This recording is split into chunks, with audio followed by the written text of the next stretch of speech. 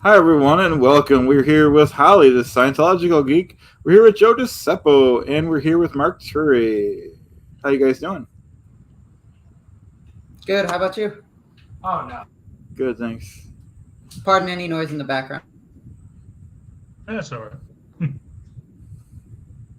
Yes, we do not have our costumes today. No accents, no sunglasses, no hats, no blazers. The word fraud will not be uttered except now. Well, okay, Joe has sunglasses, but minor prescription, by the way, just to let you know. Yeah, so we're going to be just speaking like ourselves, which seems very strange. I really want to do my horrible Chicago accent for everybody, but I'm going to not do it, not breaking character. And yeah, Can someone explain the whole costume thing to me? Oh you God. know, Go on. please, Joe, go ahead. Okay. Well, so I mean, I guess it's Chad started it, right? Because Chad is Chad. Griff Calzone. Yeah, exactly. And then there was beef between you two, and then I was like, hey, I can do a character. It's crap, but I gave it a go. Might come back. Who knows? It will. Yep. Yeah. You sound We need. confident. We need. Okay. It will. We need a Okay. third party because Yeah, it's mandatory. Yep. we just need one. Yeah. I bought it on sale. I just looked at it and it was like it's like an Adidas jacket and it's like bright blue and I was like this just I don't want to be one of those guys, but I am, like I wear flat caps and I wear Adidas, you know what I mean? So I'm like You I got should me. buy this because it was only like 20 bucks.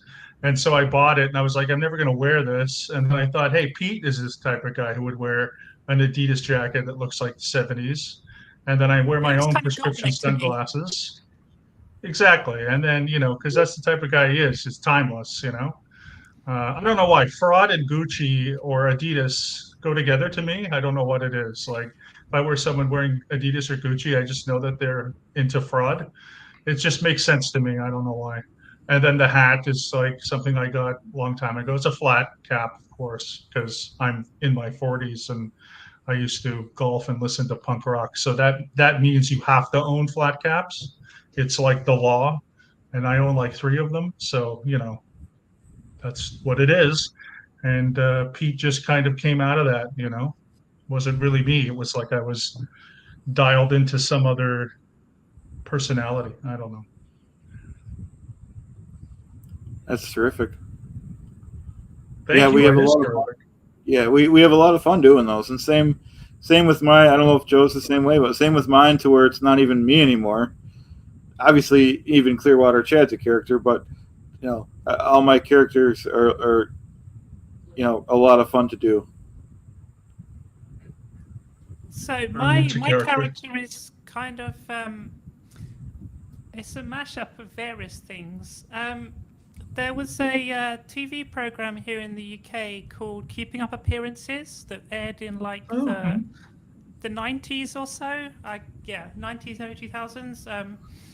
And I remember that, and it was one of the characters in that is kind of an influence on it. And then there's various people I've met in my life who I won't be naming who have had an influence on it as well. And just yeah, so it's kind of a mashup of all these things and just kind of taking it to the extreme level and just having fun with it. And so yeah, I guess it's kind of taking the piss out myself a bit as well, which is Yes, Joe is definitely like the mother hen who tries to make us more appropriate and polite because she's like the Yep. Mo to our Three Stooges. Essentially, I am the Curly, of course, and but everyone has a leader and a facilitator. That's certainly Joe, making Yeah, sure and we're all everyone, on track. everyone loves Joe, so we got to make sure she comes on when she could. Yep. What's everyone been up to Usually, lately? because what have we been up to? What have you been up to, Joe? I can't answer for anyone else. Today I've been applying some water treatment to a shed. So that's a thing I've been doing today. I've been practicing oud as usual. So that's these things, if you don't know. Yeah, I don't know. That's about it. I did a stream with you yesterday, Mark. Your turn. Of course. Yeah, of course we did. What have you been up to? What have I been up to? I've been reading and I've been learning Spanish. That's literally all that I've been doing because here it's been too hot to go outside where I live, and it's been almost 40 degrees Celsius, which is close to 100 degrees Fahrenheit. So that for me, that's too much. I really don't like that weather. But thankfully this week it should be going down 10 degrees on average. Should be going down to like 88, 85, 90, which is fine to go out for me. But yeah, once it crosses a certain level, I just get too tired outside. But yeah, I've been reading a really big book, and I've been learning Spanish twice a week. And that's really it until September, when I have to start writing another thesis, because my first one was unfortunately not good enough, so I have to write another one. But I am looking forward to it, but really not much, to be completely honest. Excellent. That's cool. Chad?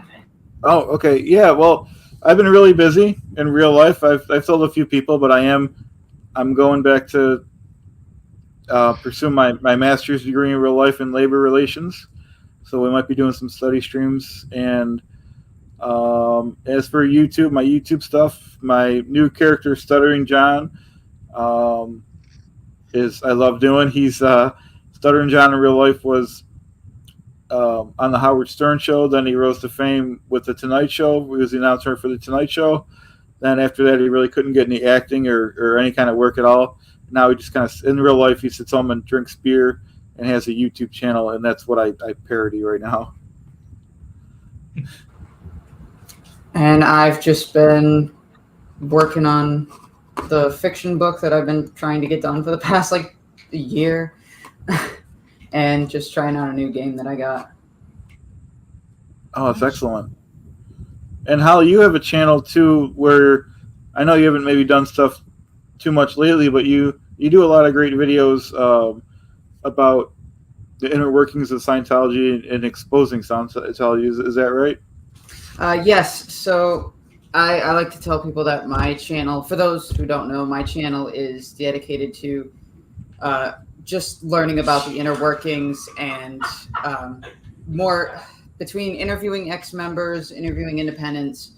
Not that I've done many, but my main focus was going into the red and green volumes and actually diving into the doctrine. I read the entire data series. I read KSW, and it was mainly a raw, like read and react type thing. Now I'm trying to work on the Chat GPT bots and trying to make sure those are in working order. As an ex-Scientologist, I just want to say you're very brave. We fucking hate that shit too. Oh, I'm sure. Those fucking tech shit, those tech manuals and KSW. KSW is just, it's fucking sick, and I hated it. So I think the worst thing I ever went over was the student hat. The amount of times that I read the word dictionary live, I was so sick of it. Wow. Yeah, I give you a lot of credit too for doing that. Yeah. Yeah. I'm doing a stream with Marilyn tomorrow, and we're doing a stream on some of the policies in the student staff status courses, rather, not the student, but the staff status courses, 0, 1, and 2. And I downloaded KSW1, which I haven't read since 2007. And then I also downloaded the OEC Volume 0, which is the basic student manual. And there's just so much there that I have completely forgotten that I'm now remembering again. And I just roll my eyes every time I read that garbage about ethics chits and dev T on comm lines, and it's just utter nonsense and bureaucracy and just garbage, absolute trash. So for someone to not be in Scientology and want to read that, I mean, props to you. To be I honest, mean, every now and then I get quotes that are like, "What the hell's going on?" And they're just kind of like little things that just kind of stick out. You know, those are kind of what I'm going for, is like the little pieces of gold. If you want gold, you should read Scientology: A History of Man. Oh, you talk about the incidents? That book is like, I don't know, man. I read that after I left, and that's something. That's a book. I've got way too many LRH books currently on my shelf that I haven't even touched yet. Like I've only gotten through Dianetics. I haven't even started Science of Survival yet. Oh, good luck with that one. I read Yeah, that. I'm not I read looking both forward of to those. it. Nope. Especially, I don't know if you're not a racist or a homophobe. If you like people, maybe don't. Science of Survival is awful. It's an awful. It doesn't matter. It insults my community anyway, so I don't care. Yeah, there you Yeah, go. you're never gonna make everyone happy. Exactly. Especially, yeah. Yeah, that's one hell of a book, though. It's funny. I thought Olenidel's ramblings were insane, but when I saw some of the stuff that's from Scientology, it's just like, what? There was a lot of Have you drugs ever- involved, from my understanding. Yeah, has anyone here ever listened to a lecture by L. Ron Hubbard? You have? Which ones, Holly? 2 of the study lectures and the full Class 8 Xenu lecture. Oh, Lord. Yeah, so I got to hear all that crazy madness. And I've listened to some Ron yeah. circles too. Oh, God, yeah. Every lecture of his is just, it's so, like, monotonous and monotoned, and he's trying to be more than he is. And I always found it to be kind of hypnotic, too. Like, I usually I have would to have listen to it, and like 20 minutes would go by, and I'd be like, well, what the hell's going on? Sounds like you got an MU. Yeah, well, I have a lot of those. But no, I usually have to listen. If I do listen to him, I listen to him like in the background while I'm doing something else, and then that just almost guarantees that I'm not even going to be paying attention.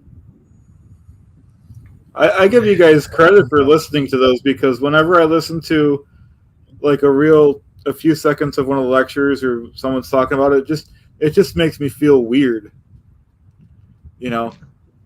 So it's like, I don't really want to feel like that. I'm like, like you said, almost getting like hypnotized or whatever the hell's going on. You know what I mean? Mm-hmm. And because you realize that the audiences in the beginning are fake, for some reason I get the vibe of like I'm the only one there listening to this crazy man just spouting nonsense. Yep. Yep. Oh, yes. Yeah, he did a lot of those. The Congresses are another one. I bought in England, actually. I bought the very first Congress, which is called The Anatomy of the Spirit of Man. And that's like a 15 lecture series. So that I did. And then I did Dianetics auditor training. So I listened to his original Dianetics demonstrations.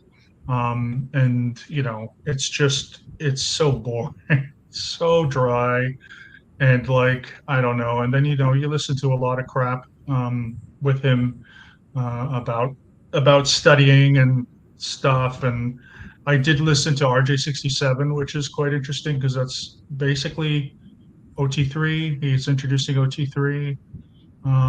But yeah, it's not something that I miss. Put it that way. I'm very happy I don't have to read his words or listen to his lectures anymore, and haven't for 15, 16 years, I guess now, 16 years. So yeah, it's good. I was going to say, I've only caught a couple of clips of your interview with Aaron.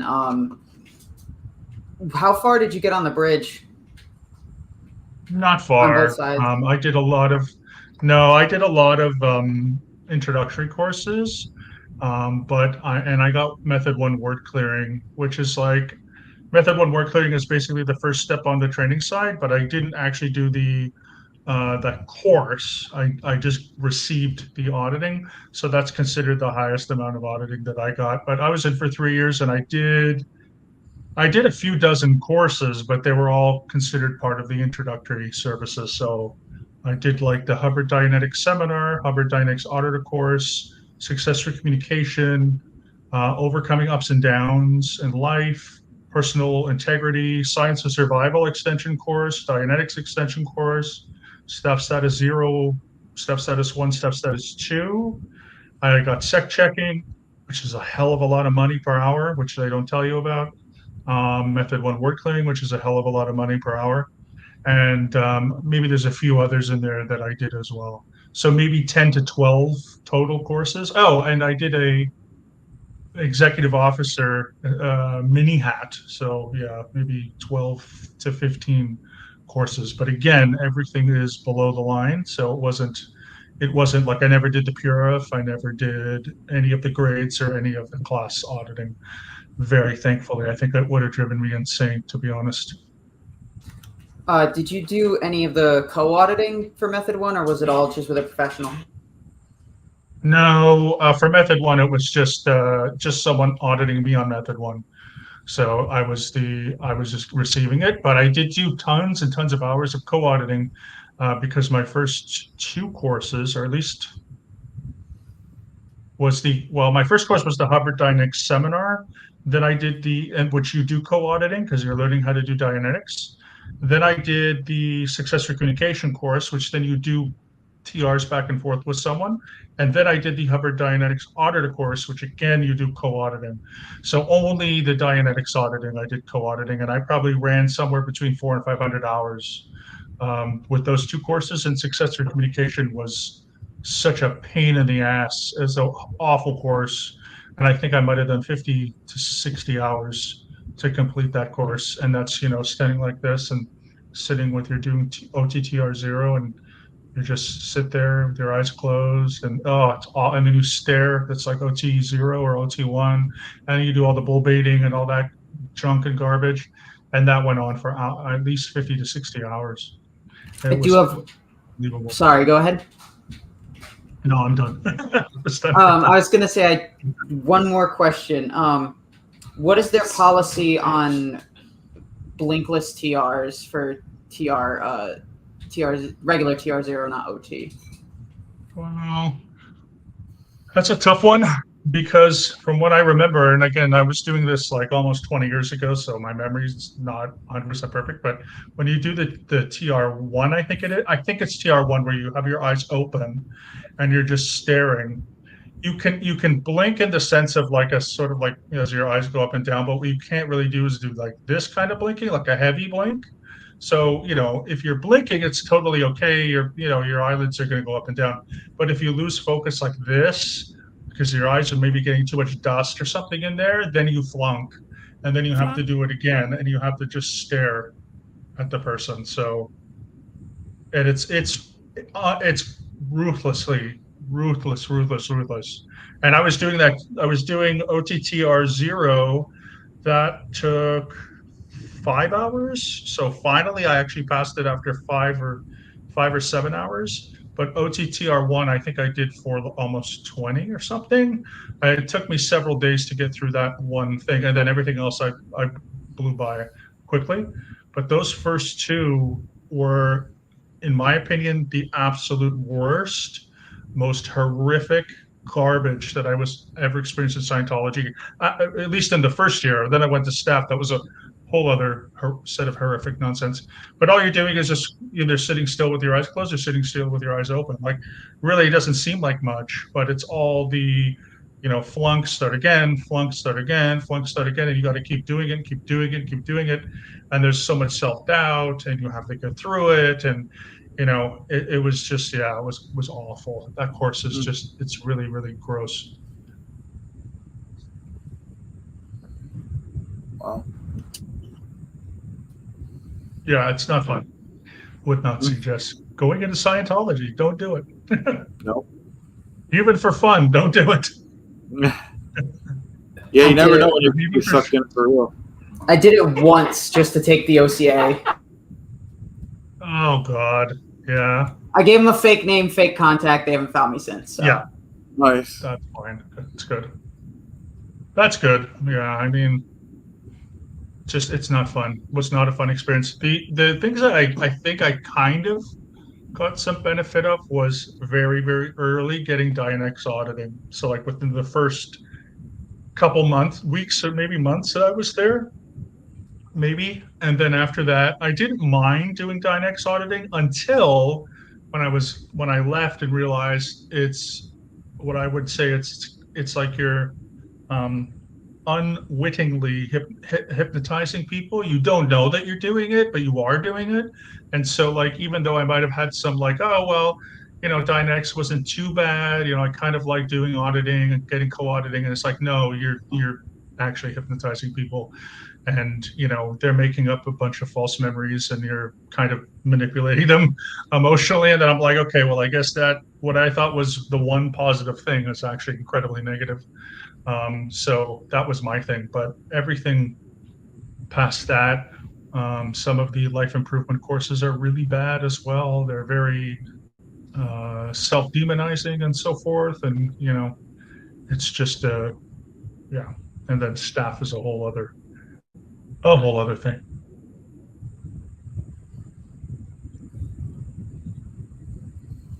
Interesting. Yeah. Just if I could say hi to various people in the chat. For various reasons, because I reinstalled stuff on my laptop, I can't type in the chat right now, but hello to everybody in the chat. Hello, everyone. Who's in? Chad, do you know?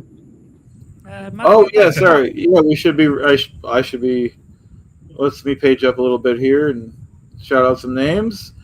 Like everyone said, like Joe and Mark and Holly said, thanks for being here. Victoria, Form 13, Miss Sunrise, Sam V, Jersey Jan, new name. Hi. Joel, who else?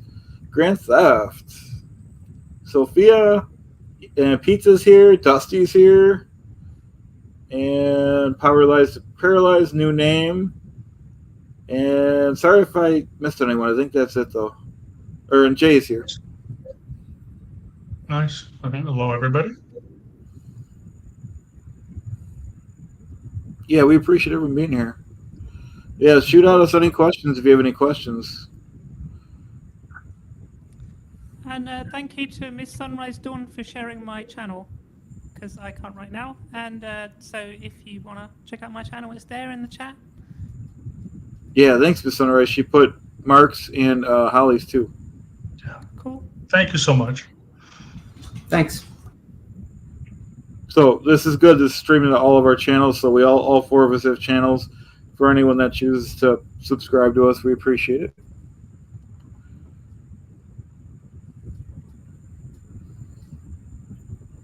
Yeah, well, I'm curious, Holly, too, how you mentioned you only had one sort, I guess, kind of brief experience. I don't know how much experience you've had with Scientology or how you got interested in that, because it's always interesting to me. Obviously, there's a presence on the internet. They have presences in big cities, but I'm just curious how you found it and what got you started.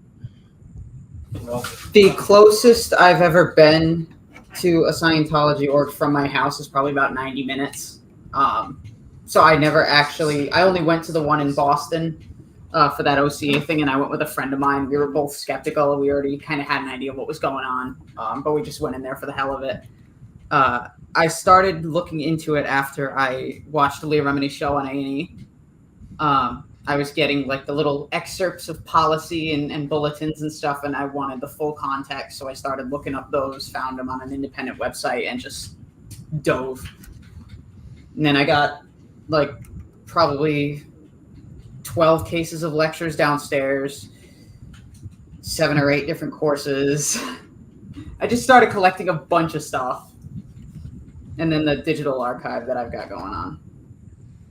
That's pretty cool, I have to say. It You is. can find a lot of Scientology material on eBay because when everybody leaves, they put everything on eBay. Yeah, that's where I got my meter and my e-meter drill stem.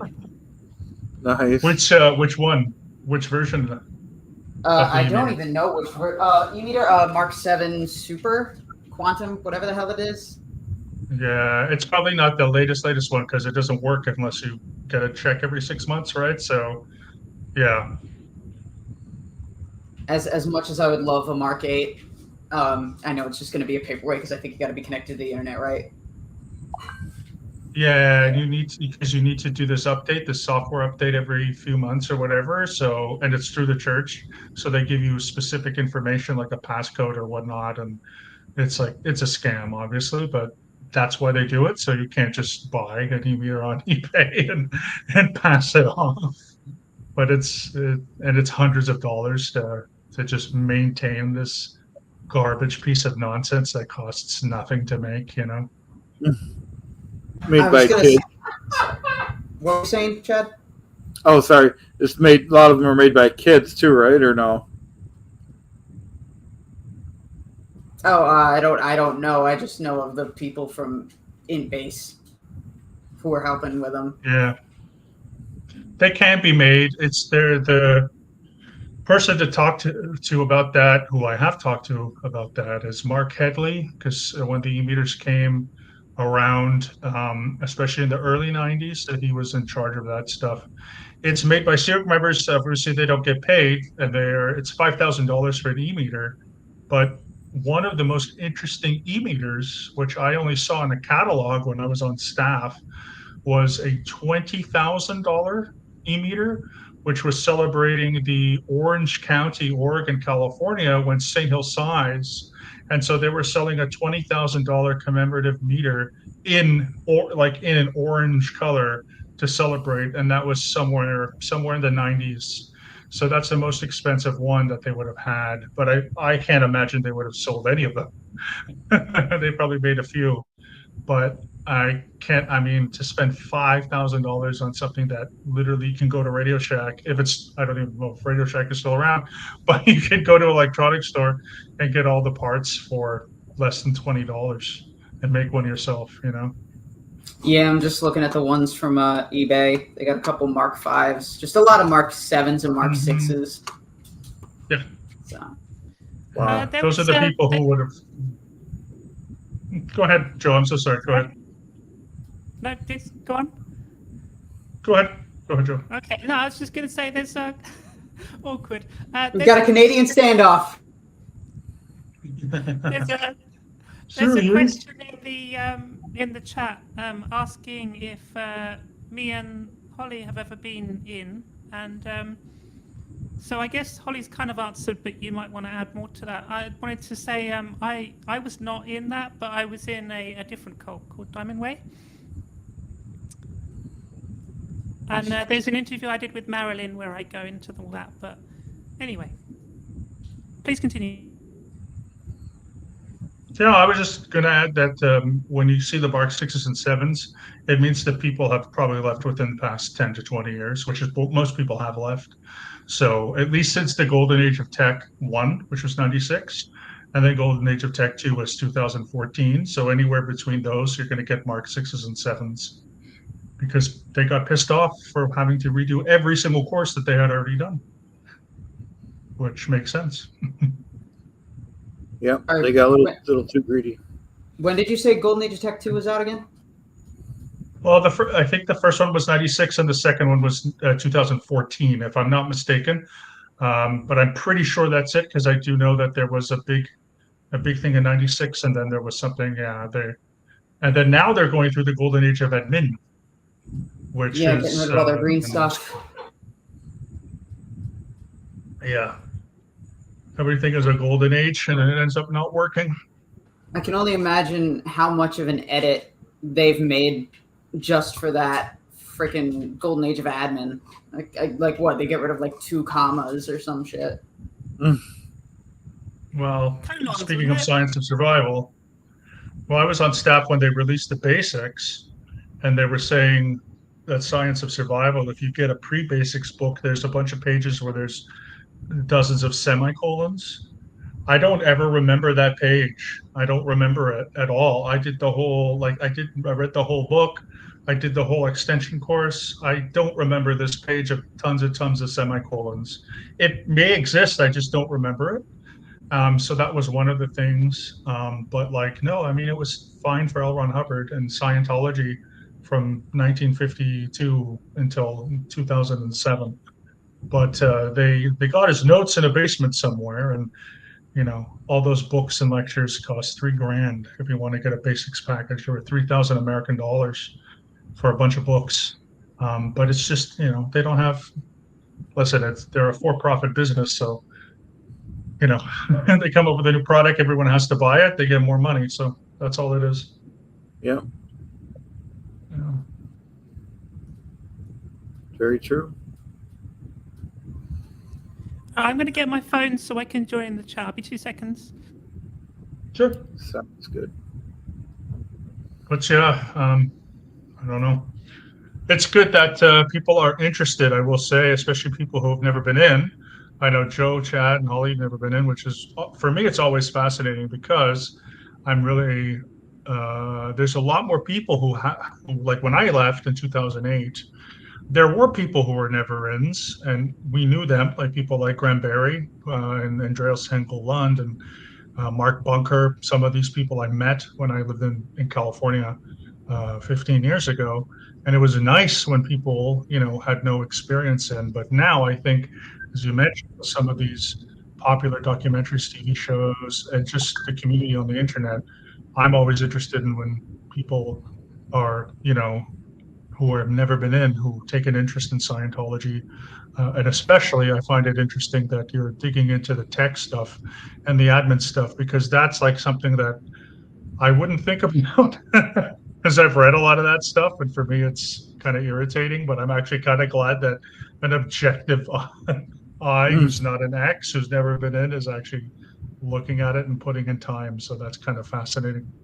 I was going to say, I'm actually very surprised that I always thought that my interest as a never-in was like a very specific niche, but it seems like there's a lot more people that are into it than I was ever expecting there to be. I thought I was going to be like one of the only never-ins that really tried to give a shit about it.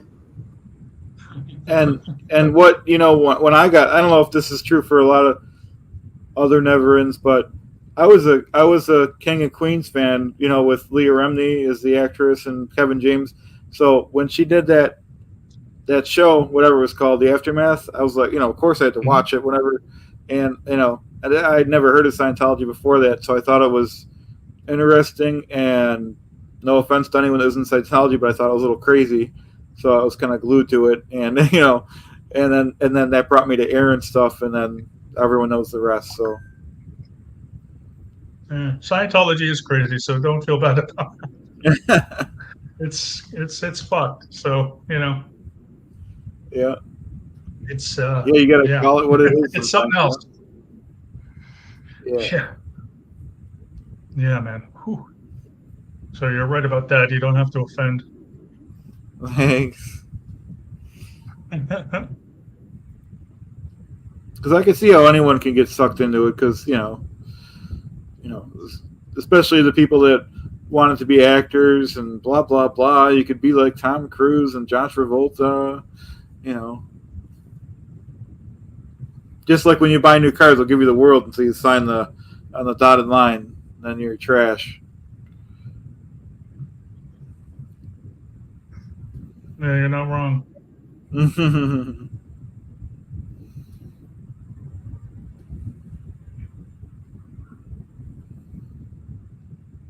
I feel kind of awkward when I got nothing to talk about. Same. Well, it's been a while. It's been a while since we've done something like this. Especially, we didn't really do too much pre-planning, so it's all good. It's all good. Yeah. I try to keep up with some of the Scientology news, but it seems like they open a new org in Paris during the Olympics or something, or they put an ideal org in Paris. I think that's kind of something like that. I think it's a new building. And then a few like Ideal Orgs have opened, but really like, Ideal Orgs are just scams. Anyways, I worked in 2 of them. They opened one in Paris in April of this year. Yeah. Wow. Yeah, I can't imagine anybody would be there. It's where I am. I think I showed Joe. I think I also showed Chad. I showed a bunch of people. I inadvertently was walking by where I live, and I was just outside the Ideal Org. I had no intention to even be there. I've never Googled it to see where it is, but I was just walking on my way to a store to buy something, and there's the Ideal Org where I live, and there was one person on reception, and then there was another person running around, and all the offices and everything, all the lights were off, and it's actually a really big building, and there were 2 people there, and so like that's what an Ideal Org is. It's just there's nobody there. It's dead. It's desolate, and yeah, because they can't afford their electricity, so no lights, no nothing. So a nice big building, but nothing's going on the inside. It's kind of how the Buffalo org is. It's open, but there's no one going in. There's no one going out. There's 2 entrances. There's one entrance. The first entrance is just locked. You got to go in the side way. There's nothing going on. And then you got the Connecticut one. It's just sitting there, abandoned, just not renovated yet for 20 years. Even though they just had to start paying freaking property tax on it. So thank God for that. Nice. Yeah, that's New He's Haven. got a lot of that money somehow. Yeah, it is New Haven. New Haven, yeah. They have been talking about that since I was there. The New Haven Ideal Org, since in my days, where they've been talking about New Haven, and that's again 16 to 19 years ago. Wow. Yeah, they're still in that little kind of crappy doctor's office, dentist type building. Wow. Crazy. I don't know. Hoping to go back though. In England, they were. Maybe they did open this. I forget where it is, but they had claimed that they had bought the building where Lewis Carroll had written or been inspired to write Alice in Wonderland, and I can't remember where that is. I don't think it's Manchester. Maybe it is. I don't know. It's somewhere in England, and I think they actually did open that. I think it's the Manchester or something like that. I could be wrong. And like they had all these like high priority buildings. Was that the one that Alex was talking about, where they were sleeping like on the floor and it was all mouldy? Probably. That was in Manchester, I think. Yeah, it may have been, because when I was in, they had announced that they had bought the building. And of course, one of the reasons is that on the training routines, going back to the TRs and the successor communication, you read stuff out of Alice in Wonderland. So for them, it was like, oh, this is where Lewis Carroll, wrote his book and whatever. They got the building. So actually, it might have been Manchester. Now that I think of it. Someone said Londonhurst? New name? Probably. Maybe that's what I'm thinking of. I have no idea. I can't remember now. It's all good. It's like this really nice red building. I kind of looked really nice. It looked really nice. But that whole sleeping on the floor stuff, when I was in Berlin, the staff had a staff apartment building, and they had 25 people live in that place, and they had one bathroom. And it was like a 5-minute walk from the org. So 25 staff members lived in this one apartment, and they did that for like the first year. So like it's this kind of stuff that's just horrendous, what people sacrifice for nothing. I'm kind of wondering if, based on the size of the New Haven org, they had like a little area on what would be like the second floor, but I wasn't sure if that was like staff berthing or whatever.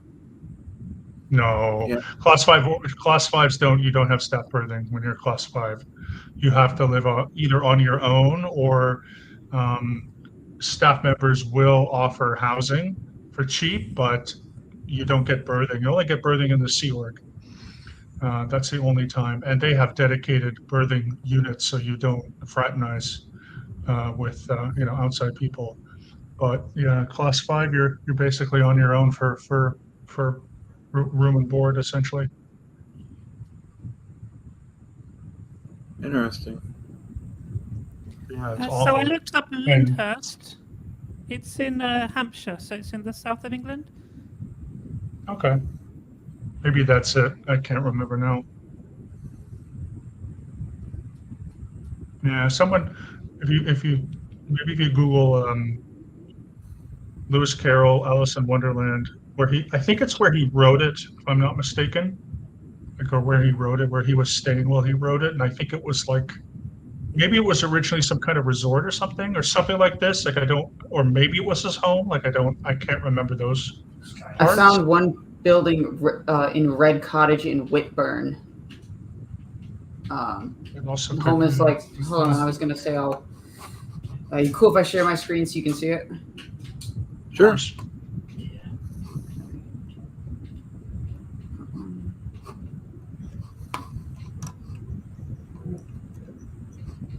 That was nice. Not sure if you can see that. Oh, hold on. Let me. I can't I might have find it to- up. there we go. Oh, wow. I think this is it. Yeah, actually, it might be. Yep, home of Lewis Carroll. Yeah. So this might might not be Manchester, obviously, but I think this is it, or something like this. That's a cool looking building. Yeah, it is. It really is. And that's the thing, it's like I hate giving credit like this, but when I was down in Clearwater actually seeing everything for the first time, I mean the architecture is great. It's fantastic. It looks phenomenal. I hate the fact that I'm saying that about a destructive cult. I know. Yeah. Where is Whittam? Is that in the north or the south? But I hear you. They have beautiful buildings, I Yeah. mean, there's no doubt about it.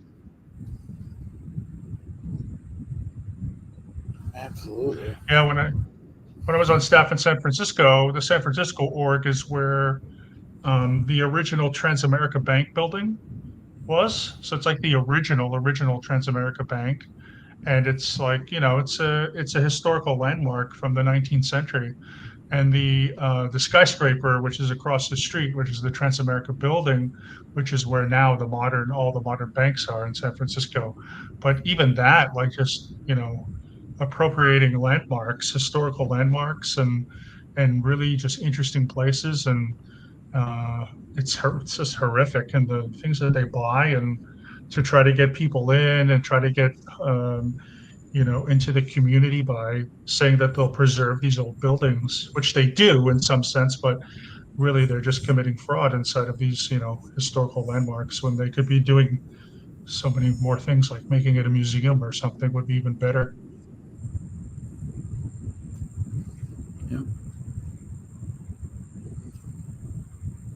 I mean, their revenue has to be going down, or no, because they're not really getting too many new members nowadays, and with all the protests, you can't even get in half the churches. I guess they still got the whales though, right? Keeping them afloat. Yeah. Well, hopefully those are starting to at least die down a little bit. Yeah. Hope so. Yeah, the church has a small group of multimillionaires and billionaires. So as long as they're happy, it doesn't matter. They don't need people. They just need to hold on to the people who give them millions of dollars. And so if you go to the IAS, I think their highest, at least when I was in, their highest single donation category, because you get awards, and they put on these award ceremonies in England every October, but it was called something like the Meritorious Excalibur, and that's for a single donation of $25 million US. and you get like a Jesus. sculpture of the Excalibur sword inside the rock, so it looks like the King Arthur story. But that might have exceeded that now. I don't know. And I am pretty sure that Nancy Cartwright from The Simpsons gave 25 million not too long ago, maybe 10 years ago. So I think she's an Excalibur member. But as long as people keep doing that, because their minimum donation for an annual membership is like $500 or maybe $1,000 now, and then their lifetime membership is like 2 to 3,000 or more. And so, as long as even if they have only a few thousand people, ranging from anywhere from a few $100s to $25 million, they don't need new people at all. Wow. Yeah, I think it's. Hold on, just give me 1 second, because I know I wrote this down in my protest points. 5,000 for a lifetime membership. Okay. Yeah. About 700 something now. Well, it would be 700 something dollars now if it actually adjusted for inflation properly. Yeah. But to see the difference between, even though they keep the annual membership aligning with inflation rates, they still take the lifetime membership and just jack that thing right up. Yeah. I want to thank you for the award. Yeah. I want to thank you guys for the special award. As you guys know, I graduated with a gold star. I graduated with a Regents diploma, and I want to thank you for the special award, guys. It's an honor and a privilege. You will always be our Excalibur patron, Chad. Even if you don't have $25 million, you can have 25 million pesos or some other currency where 25 million means nothing. How about that? I will still take it. I accept that. Hip hip for I Chad. can donate 25 million Zimbabwean dollars from 1996. That's what I can donate. I accept rubles too, folks. I'm not Okay, beneath good. accepting a ruble. I still have some Yugoslav dinars, by the way. When my family was in Yugoslavia, they're literally worth nothing, and I think we have thousands of dinars. So I will write you a check, Chad, for a worthless currency from a country that doesn't exist anymore. How about that? I have some Deutschmarks somewhere. So which one? I'm sorry, Joe? I have some Deutschmarks somewhere from like before the euro. Yeah. I will take those too, folks. I will take everything. That is what I will do. And the people see that I am right to take that stuff. It's because You tone 40 in the chat, Chad? What's that, Holly? Sorry, Mark, what were you saying? I was just saying because Deutschmarks are going to come back. You never know. I said, are you tone 40ing the chat for money? I think so. People know it. Everyone collects something. Like Holly collects the Scientology Give me your stuff. money. Give me your money. I collect, as people know, I collect typewriters and anything 1980s. If anyone wants to send me a 1980s computer, anything DOS related, I will accept.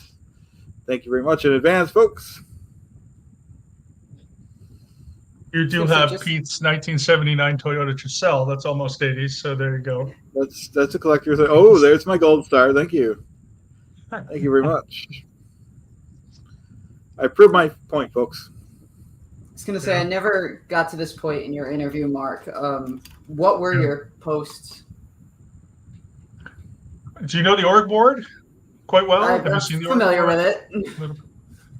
Oh, that thing is hell too. But I was the first one when I first joined staff. Oh, hey, Gary, how are you? Yeah, Gary's in the chat. He's in here. He's Gold Security. I've seen a lot of his stuff. We have a lot of mutual friends. So when I first got to Berlin, my first one was I was a letter reg in the Hubbard Dynex Foundation, which is, I believe, Div 2B. And then I was only there for a couple of weeks, and then they moved me to Treasury, and I was in charge of, I believe it's Department 8, which is Records Assets Material. So I was the director of RAM, as they call it, Records Assets Material.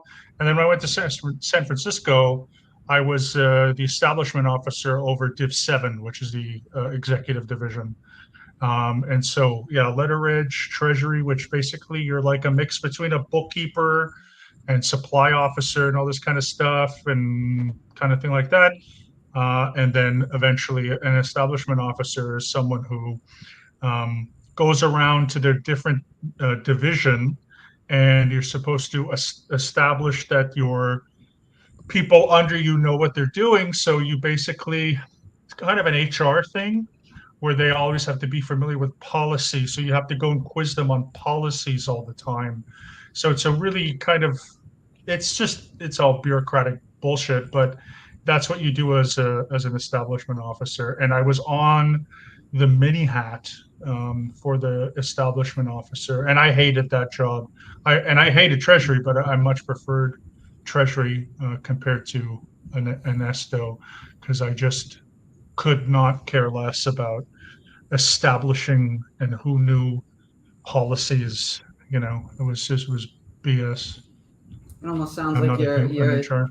the middleman between them and the cramming officer. Yeah, it's kind of a mix between almost like a course supervisor and yeah, cram off, but it's more personalized because you're like right in there. Like my office was in the Div 7 office, so it's like rather than being in the course room or being in qual, which is where the cramming officer is in Division 5, you're like there. So I would go up to them, and I wasn't there in San Francisco very long, so I was only officially on that post for maybe a month, and that's what it was. I would go through a checklist on the ED, and all those different people that are there, the PES, the OES, and so forth, and all these different people, and then I would go up to them and say like, okay, this aspect of your job has a policy. So we're going to read the policy. If they have an MU, then you have to go through and you have to test them and these kinds of things. It was just, I don't know. I guess that's kind of HR. If HR was just, I don't know. Like, I don't even, because it's like it's also very intrusive. So I don't think HR is really that intrusive, but I don't really know about that. But it's just, that the whole thing anyway is just, it's just bureaucracy for the sake of bureaucracy. Like nothing actually works or gets done. It's just like, why are you doing like half of the jobs don't even need to exist, but they exist only because L. Ron Hubbard said they have to. And so whatever you're doing, whatever you're supposed to be doing, there's always something that takes you away from that to make sure that Scientology is enforced. And that's really why you're there. You're not there to really produce or do well in your job. You're there to make sure that Scientology is always your coworker. Essentially, your invisible coworker is Scientology authority. And I was, I guess, one of those people that enforced that. So, Interesting. yeah. We should take a look at the org board, though. It's crazy. Oh, I said I can't remember who I said this to. Could have been Aaron, could have been someone else, could have been our late friend Doug Scott Kramer. But there's within the Division 8 of Records, Assets, and Material, there's something called the Keys IC. And so that's called the Keys in Charge. So in the ideal company, there'd be so many people that it would literally be one person's job to go around to make sure that all of the keys to all of the doors in the org are organized and always available and stuff like this. Like that's how bureaucratic and like, what's that term? Micromanaged everything is.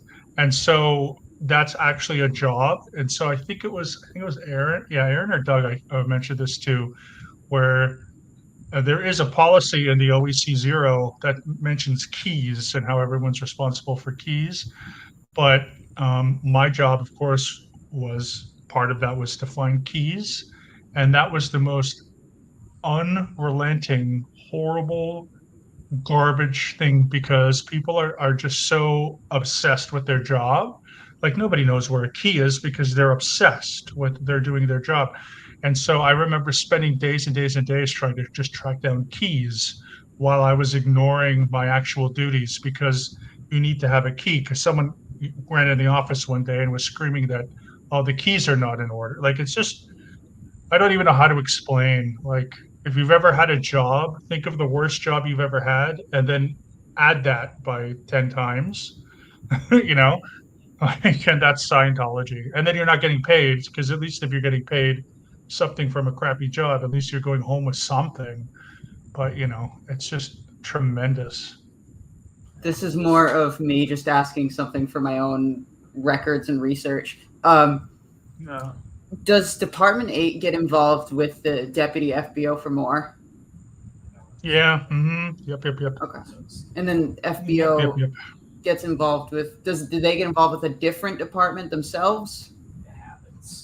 No, the FBOs and Treasury secretaries are hand in glove, but it's the FBO who reports to Flag, because essentially Flag, and then that person reports to things like RTC and Treasury Sec and like finance.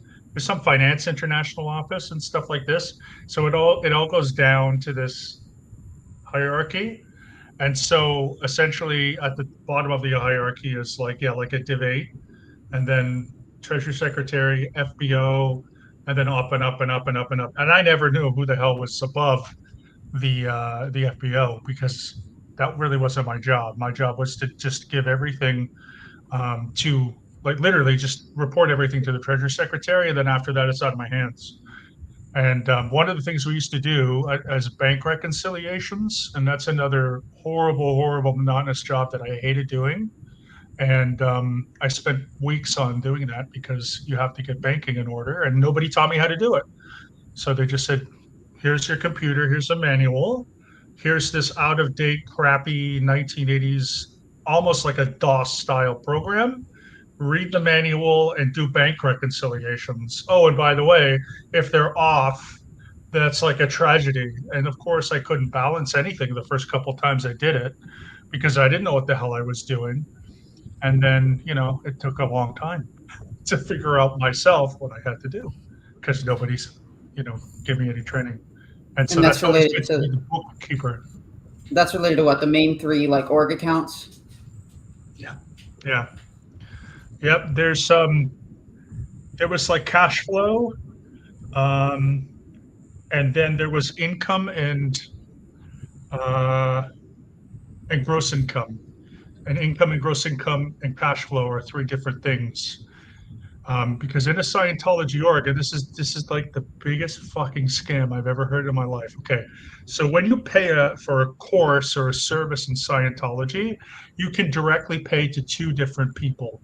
So if you pay to Div 2, if you pay to a reg, the money that you donate goes directly to the gross income, which then exclusively pays the staff. But if you go to the director of income, which I think is Div 7, I want to say it's Div 7, then it goes directly to pay the bills. So you always have two people running around the org trying to sell courses, when what's the point? Why would you separate staff pay and the pay for the bills? They should be under both, right? You should have one person and all that money should go to pay for everything. But in Scientology, it creates inter conflict and inter competition. So everyone, like, you need to have your bills, right, paid, right? But you also need to pay staff, but it doesn't come from the same account, and it doesn't come from the same terminal. And to me, it's just awful. So you get people who, like, who was in Div 2, and they're like, okay, if we get all this money, then the staff can get paid. So they have these targets, but then the director of income has their targets, because they actually, need to pay the bills. And so you have these two people butting heads all the time. And I never witnessed it, but I know that it led to a lot of conflict, verbal conflict. And I know from other Scientologists, it would often lead to physical conflict, because essentially, like, it's just such a stupid thing. And that just, to me, exacerbates the whole cult aspect, where you're not really doing it for the people. You're not really doing it for you. You've got this internal horrible structure going on where you're always got this dichotomy going. And the dichotomy is like, okay, if I donate to this department, we get more money, staff gets more money.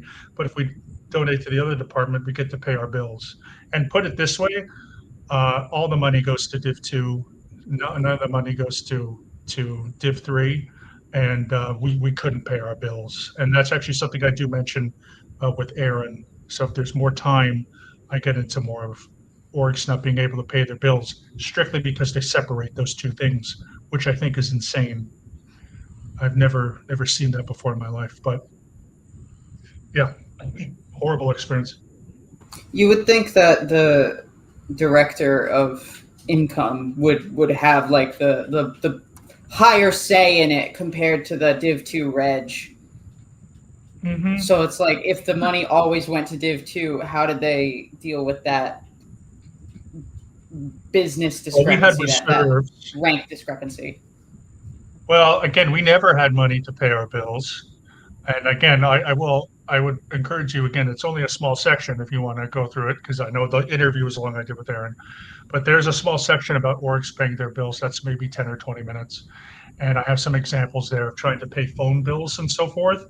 Eventually, what they do is we always go by whatever the cheapest route is. So in some cases, you can go to the cheapest telephone service or whatever, cheapest internet. And if it's cheap, then you pay it off for the reserves. And now those reserves come from like the flag banking officer. I have no clue how we get reserves, but there are reserves. So there's also cash flow reserves as well. So somehow we would always make base. But when it came to things like phones, electricity, things that we had to pay that were fixed, what normally would happen is we would get bills that were past due, and then we just pay in installments. And those installments would then go to further installments and stuff like this. It was awful. So usually there was some kind of emergency fund that was granted to us, or we would pay in installments and back installments. And to this day, I'm sure those bills are not even cut up because you're just making installments from installments from installments. And it was part of my job to take all those different installment plans and pay those bills, which of course sometimes we had money for, sometimes we didn't.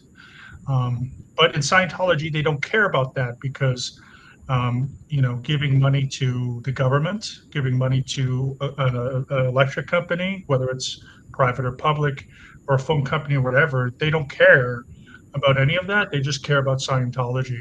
So it's almost like a suppressive act in some way to give money that isn't going up the lines to essentially to David Miscavige.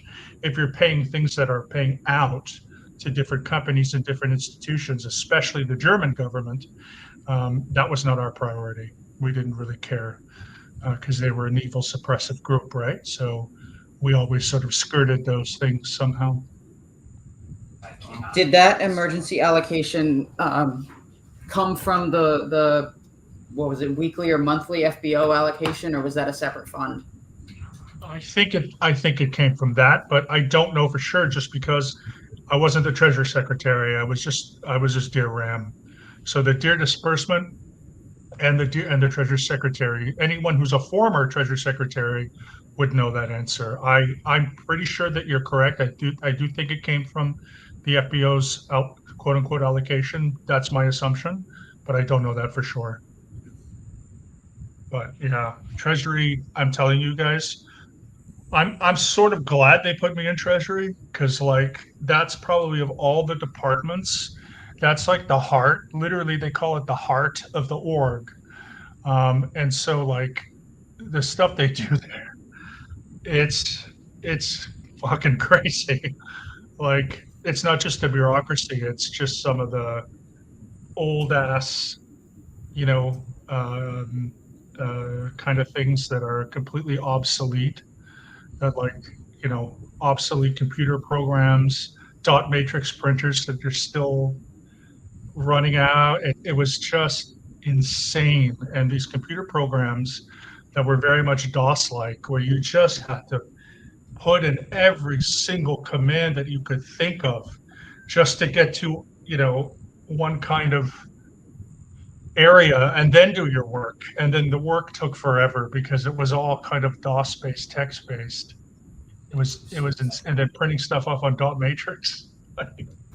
Did you ever ask them about Crazy. why they couldn't upgrade? Well, because I think it's called, and if anyone like Jackson is still in, I think it was called the Incom system. And I want to say it was founded by either Hubbard or that like someone there in the Incom system. And that's it. That was Hubbard's system. So if Hubbard said it, you do it. You don't change from Hubbard's dogma. So it's not like they're on QuickBooks where you just do, or Microsoft Excel, where you can actually do calculations and do and all these kinds of things in in a second because you can enter whatever. Like they don't use that. They use the income system, and just because that's what they do. And the whole system throughout the whole world is from the 80s, really.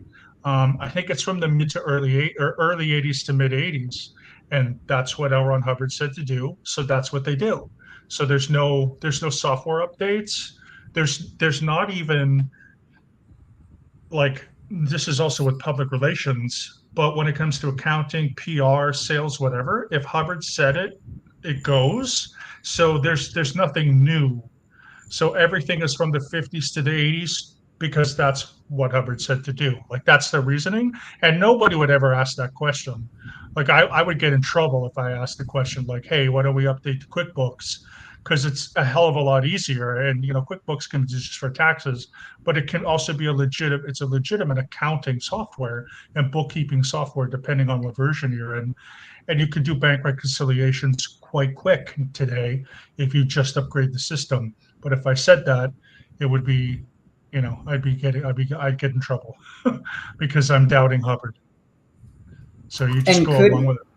Couldn't you provide the argument of like, if we do this, then we can, if we use this newer system, whether it's created in the org or offsite, whatever, couldn't you make the argument that if we use this, then it'll help us to enforce policy? It'll help us to be more on policy. Wouldn't you be able to use that as a more effective argument? Sure, but the thing is that the argument itself doesn't matter because Hubbard supersedes all of that stuff.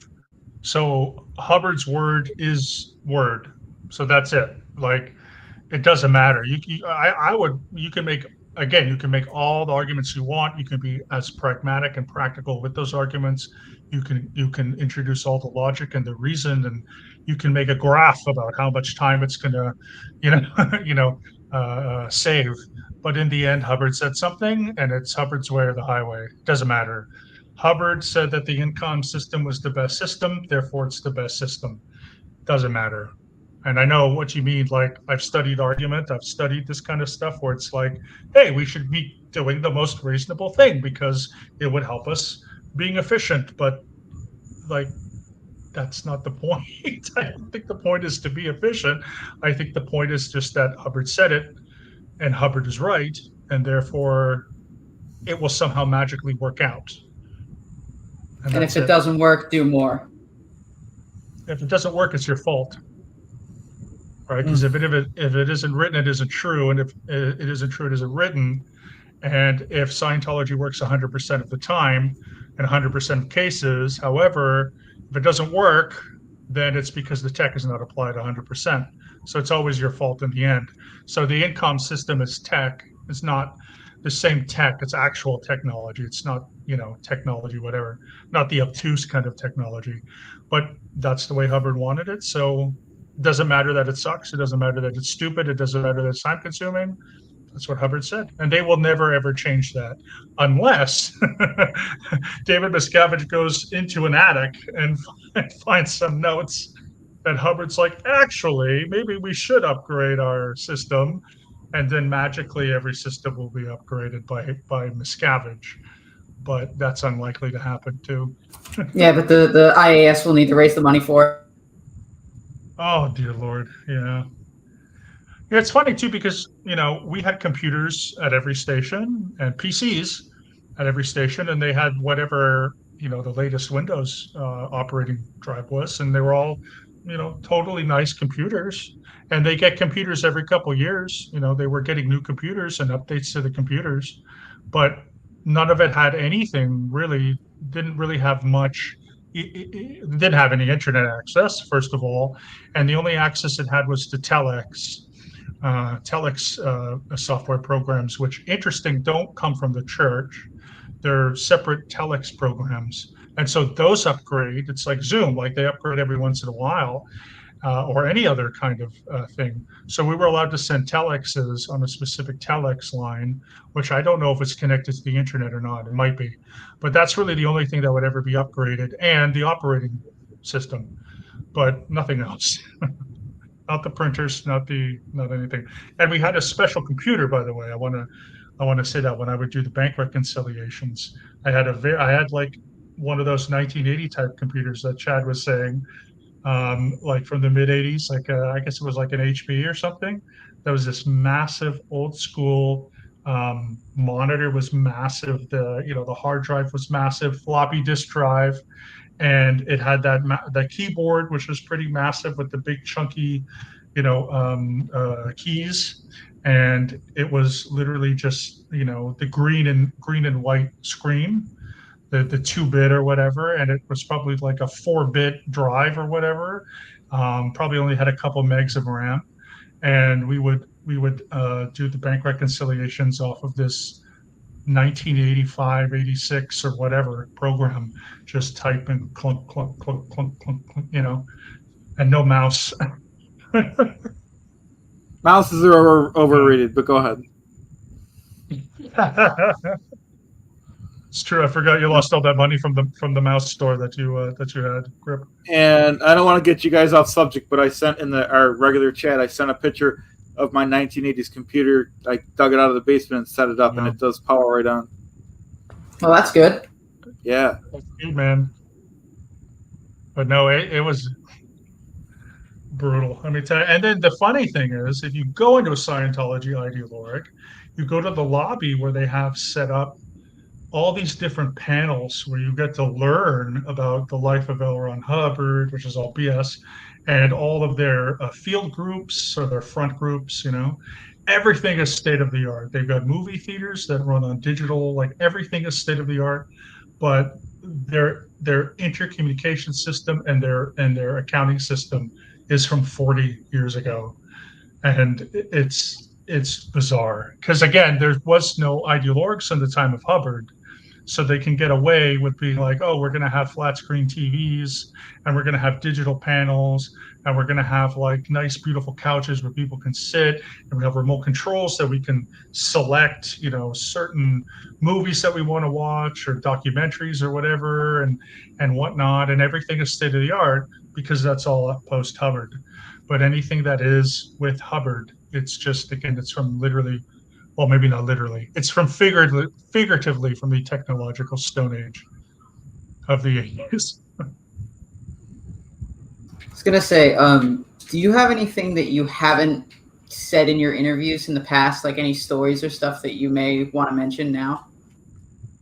Oh God, yeah, there's tons. Well, there's one thing I haven't said. Because when I first left Scientology, I actually wrote my whole story and I posted it on the ex-Scientology message board. So this is part of that, but I've never mentioned it publicly, only because when I was talking with Aaron, we went a little bit over time. But I don't know anybody here who's LGBTQ. I identify as being pansexual. Well, listen, when you read Science of Survival, there's a ton of homophobia. But there's this weird paradigm between what Scientology wants to put out there when it comes to the LGBTQ plus community and what it really is on the inside. So within the past 20 years, there were certain individuals in the United States. One was a friend of mine named Keith Relkin, and he was a gay man who was in Scientology, and he was really trying to combat a lot of the homophobia within Scientology. And so going back when I first joined, which is almost 20 years ago, Keith had a group called Clear Rainbow, which was a LGBTQ plus group for Scientologists, and I got involved in that with a bunch of people. Long story short, when I went to Berlin, um, there were times when LGBTQ couples, in particular, I remember that two young gay men, went to the book stand. So where we sell the Dynex books, they were at one of the either Alexanderplatz or Potsdamer Platz. Can't remember which one, but they had gone there. They had done the whole stress test and whatever. And then the person who was at her name was Henny. She sold them a book and whatever, and she was always very liberal. And I guess she didn't have any idea that Scientology was so homophobic. So when these two guys came to the org, to the Berlin org, to sign up for a course, they were like, just shoot away. Like, they were like, oh, you two are gay or in a relationship, like basically get the fuck out of the org, essentially. And Henny got disciplined, and I, being in Treasury, I had to give them a refund because they had both paid whatever it was for, I think, the successor communication course or something, or some introductory course. So there's that. So there's the idea of like, there's this whole organization that I was a part of. And then in reality, it was like, no, we don't deal with them, get them out of here kind of thing, which is just horrific. But one of the worst episodes was awful, awful, awful, was in the Christmas time of 2005. We went out to the book stand at Potsdamer Platz in Berlin, and there was a demonstration, and the demonstration was from a LGBTQ group that was in Berlin, and it was an annual commemoration or memorial, I should say, of gay men who had died from AIDS. And we were there at the book stand, and there was like a procession that was kind of coming towards where we were. And of course, it was very like somber. And there were a lot of people there, men and women and so forth, who were holding signs essentially with pictures of loved ones, with the dates that they lived to the dates that they died, and it was the men and so forth, and it said died of AIDS in German. And so this procession was coming towards the area, and they were actually setting up a stage next to our book stand. Okay. And everyone who was around me, there was my roommate David, there was another girl named Selina from Switzerland, there was a couple of Sea Org members. They were just like flabbergasted that this memorial was coming towards us. And this 16-year-old Swiss girl, Selina, she just started jumping up and down and clapping and woohooing, because she was saying that everyone there was making them too down tone, and she wanted to bring the tone back up. And my roommate David was so angry. He used the F word for gay men. He used that word, these F words, why are they coming towards us? Don't they know that having AIDS is their fault because they have evil intentions or whatever? And yeah, we quickly packed up everything and left. And yeah, it was really like, I was like, holy shit. Like when that happened, I was like, yeah, I think anything that this group in California was trying to do was just completely futile, because I was really more exposed at that point. I was in the closet at that point, but I was still exposed to the reality of Scientology and their homophobia. I wasn't before, because I was in the closet and I just know these few people, and they had always said, yeah, we've had some positive experiences and whatever, but you can't be OT, really. You can't be a high level OT and be LGBTQ. You cannot be transgendered or non-binary. They'll say, for example, if you are transgender, that you spent your last life as, you know, a man or a woman. So if you're a trans man, well, the reason why you're trans is because you're reliving your past life as a man and so forth. So they have a very disgusting mid-century binary, you know, kind of view. This kind of feels like it brings about like a not a what's the word? Not a controversy, not a contradiction. Because if you've lived so many past lives over hundreds of millions of years, then surely you're going to have bits and pieces from whatever gender you were at the time. That's right. So it's like, shouldn't they expect all Scientologists to just be androgynous or gender fluid or whatever? It feels like that would actually make sense with the fucking doctrine. Yeah, but you know, of course, because the way the human brain works is female Scientologists are female in past lives and male happen to be male. I mean, I had past life experiences. I was male the whole time. I think if I had said I was Marie Antoinette and I still like having, you know, I still like wearing dresses, they would have kicked me out. But of course, I was a war hero and all this kind of stuff, right? And there's a lot of people who think they're Jesus or Buddha or something. And for the women, it tends to be like they're Cleopatra or whatever. Like you rarely get that thing which you mentioned, which would, if past life exists, that would be logical because who cares? You're a spirit. Your spirit is genderless. That's what they teach, right? Like there's no male or female thetan. It's a thetan. So it's like the gender. It's like that episode of Star Trek where that one race is all called the Outsider, season 5, where the whole species is neither male or female. They're all just gender neutral. That's what a spirit would be like. So you're right.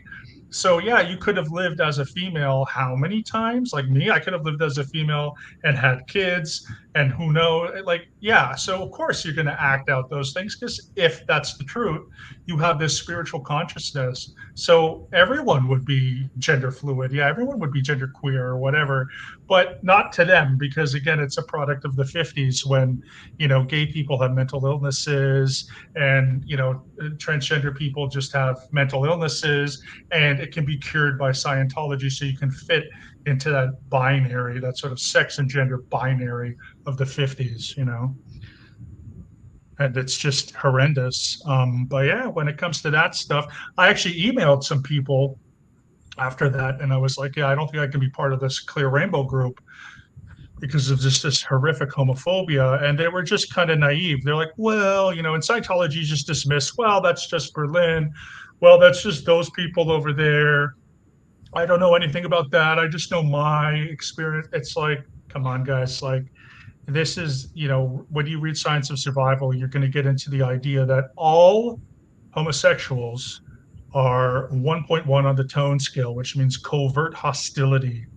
So all homosexuals, doesn't matter who they are, this is of course a broad generalization, which you aren't supposed to do in Scientology, because then you're called a suppressive person, but all of them. So covertly hostile means on the outside, they're your friend, but when you turn your back, they stab you in the back. And you'll get into what 1.1 is. So that's everybody. So everyone who's gay is essentially, they're all 1.1 on the tone scale universally, and they're all PTS. So if they go onto staff or they go to the course room, they're just potential trouble sources for the org because they essentially can't be trusted.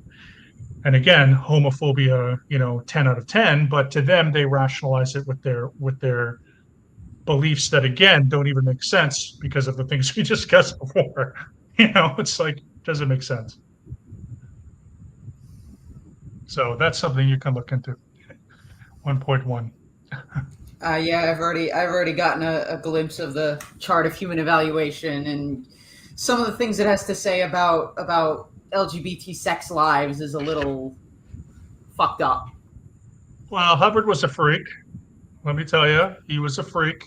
He definitely did sex rituals with Parsons and all that. Like him and sex and women, like you've been reading Dianetics, it's always like every engram is like the pregnant woman got beaten in the stomach, and you're like, oh my God, Hubbard, like this is what he's, or the pregnant woman was mouthing off to her husband, and the husband punched her in the face, and you're like, oh my God, The pregnant like, woman was on the toilet. you can't just, Yeah, you can't just be like, hey, I'm a child who fell off my bike. No, it's got to be some horrific shit, and it's always the mother, the woman, gives you all the engrams.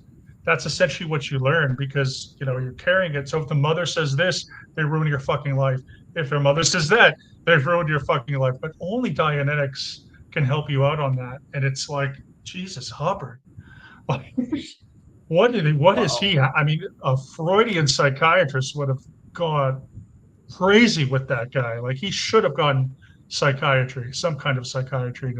But he just with sex and with women, it's just awful. And again, you just learn, well, I guess there's a solution because, engrams, I guess, it's just like, and people just rationalize it and they just move forward with it. But everything's is the fault of the woman because they carry you. And when they're carrying you, your fetus apparently can hear stuff. And when you're being born, right, this thing was silent birth. So then all the engrams that you get while you're being born from your mother, and it's just, oh God. And I never really realized that until after some people started to put that more into perspective. And I was like, yeah, this is pretty fucked. All right, I need to go now. I'm afraid, No worries. but it's been Of course. it's been fun. So thank you for having me. And It's good to The actually last meet you, Joe. couple minutes were maybe not as fun, but no, that was fascinating because I mean, for a start, Mark, I had no idea you were pansexual. So great. yeah. So today I learned. Today I learned that about you, and yeah, just as you say, the homophobia and the whole thing about it coming from the top, but yet there's kind of we're going to justify in this. Yeah, I've been there. I get it. Oh yeah. But yeah, so anyway, yeah, we'll do this again soon because this is good fun. And Holly, I want to do a stream with you at some point as well. Absolutely. Not necessarily just you. I mean, other people can join too. But We should team up again if you guys want. Yeah, definitely. Hell yeah. I'm down. Hell yeah. We'll focus Cool. on Yeah. Holly. I won't talk. Because I think people like this stream based off the comments we had. They mainly liked the fact about the 1980s technology, computers, and dot matrix, but everything else was good too. Linux is better than DOS. Face it, Chad. I don't know about that. Face it. Chad and I are going to go on for the next 4 hours. So I we're know, going to keep right? the stream running. We're just going to talk. We're going to talk about the Murder She Wrote floppy disk game that you got with your 89 HP computer. Yeah. All right, yeah, so we'll be back. Well, you're not going to carry on, probably. I'll be back. So, yeah, stay covertly hostile. Thank you, Joe. Will Great do. to see you, Joe. Peace out. Have a good one. But yeah, that's the stories. Those ones. There's obviously a few others, but those are the most. Those were the most like fucked up ones. There's a lot more, but most of the stuff I said to Aaron was the most major stuff. I just forgot to say that. The one about that procession or the memorial, I wanted to, but we were just running over time. So anyway, but that's one. I want to thank you for info dumping about that. I've taken some of the notes from your time on staff about like posts and stuff, and I wrote down stuff about that Div 2 and Div 3 fighting. Mm-hmm. I've gotten some good notes out of you, so thank you very much for the new information. You know the basics with the org board, and again, this is like Division 7 is executive, Division 1 is what the fuck is HCO. Two is dissemination, 3 is treasury, 4 technical, 5 qual, and then 6 public. 6A public service, 6B 6A is public contact, 6B is public service, and 6C is public field. And they're all it's all bullshit. It's just funny. I haven't thought about that in 15 years or more, but yeah, it's all So would kinda 6C crazy. be more about like going out and setting up tents or vendor stands at like local events and stuff like that? No, 6C is specifically for the front groups. So 6C deals with applied scholastics, Criminon, Narcanon, Way to Happiness, drug-free marshals, all that kind of stuff. And because they say that they're separate from Scientology, but if you set up a group in your area that's a Narcanon group or a Crimenon group or whatever, you must send, I think, 10% of your weekly gross income up the lines to whatever the class 5 org is. And also their trademarks and all of that stuff is registered all the way up to RTC. So they claim to be independent, fully independent, under what's called ABLE, the Association for Better Living and Education, but the director of that is a Sea Org member, and it's all just run by Sea Org. Also, any WISE group is the same thing. So if you have dentists, optometrists, chiropractors, and other business people in your area, they're giving a certain percentage of their businesses or practices gross income to the field center, which is then bringing it back up again to the Scientology org. So that's it. If you do things like the book stance, that's called 6A, public contact. Cool. Thank you. Of course. I have a brain of useless knowledge. So do I. Yeah.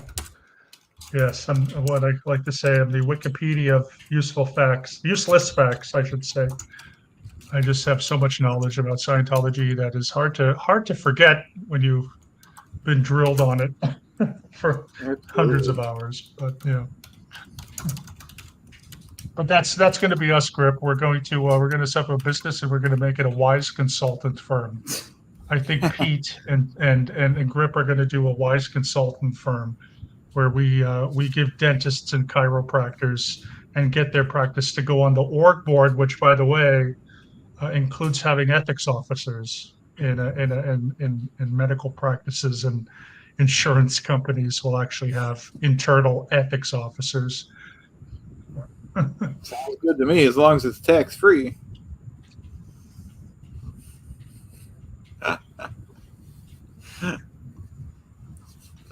Yeah, we have a lot of fun with those.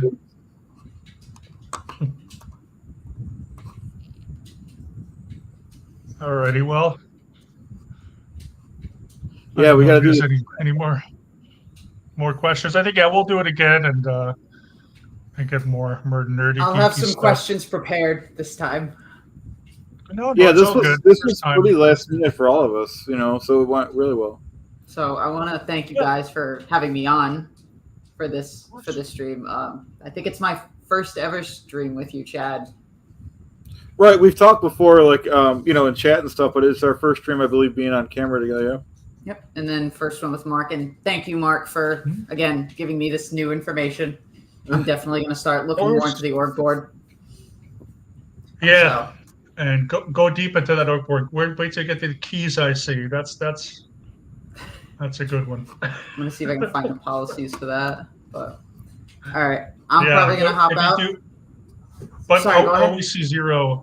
OAC 0, which is the staff, does have a policy that's called keys, so you can read that perfect. one. I'll head to that. Yeah. So we'll. All right. Have a great day, guys. Take care, guys. Bye, everybody. Thank you so much. Bye. Thank you.